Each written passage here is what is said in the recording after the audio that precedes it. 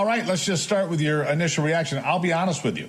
Pretty surprised myself when I heard this news break yesterday. Now, it's not a full-blown impeachment pursuit, yet it's an inquiry. You actually require a full House vote for it to go to the next step. But how do you see the process right now? How do you feel about it?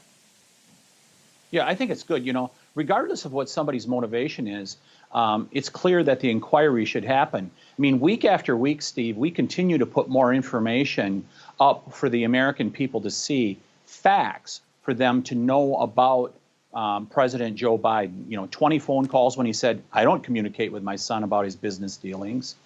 20 shell companies that were created, $20 million going through those shell companies. I mean, it's all there for the people to see, and there's far more than that with the whistleblowers and all the rest.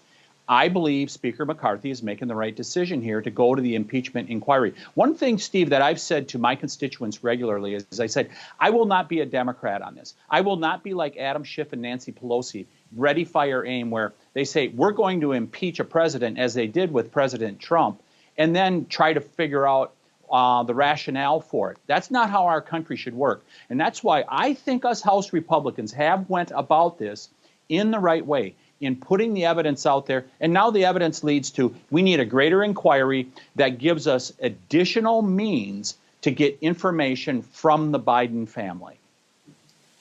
Let me ask you this, Congressman, because this is something that's been paid attention to quite closely recently because of what's happened to Peter Navarro and Steve Bannon and others that have been tried and convicted for ignoring congressional subpoenas. Now, Republicans are going to make some subpoenas. They're going to make some demands to get people in front of their committees.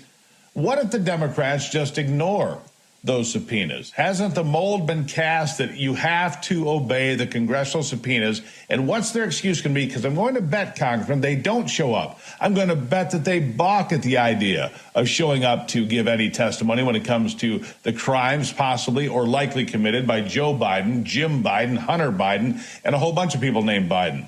How are they going to dodge the subpoenas? Because I know they're going to try.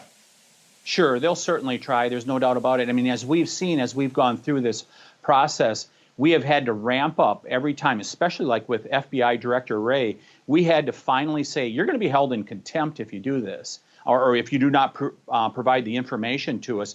Ultimately, he came before our full committee. We need to do the same thing here, where we hold them in contempt if they do not provide the information. Now, many of your viewers will say, well, look at what happened to Eric Holder. He didn't even show up. We need to do everything possible in our committees to make sure that those contempt proceedings, if they're necessary, that we follow through with them and have a court of law say to them, you have to appear or you're under contempt.